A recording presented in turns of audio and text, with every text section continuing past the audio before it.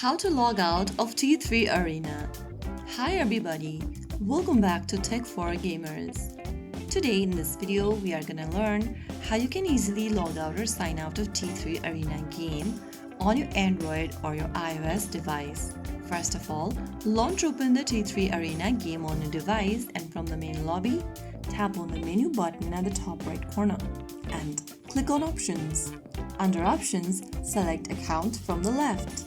After you do that, you'll see your current account info.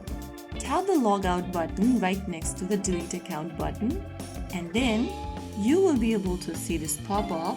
You have successfully logged out of your T3 Arena game.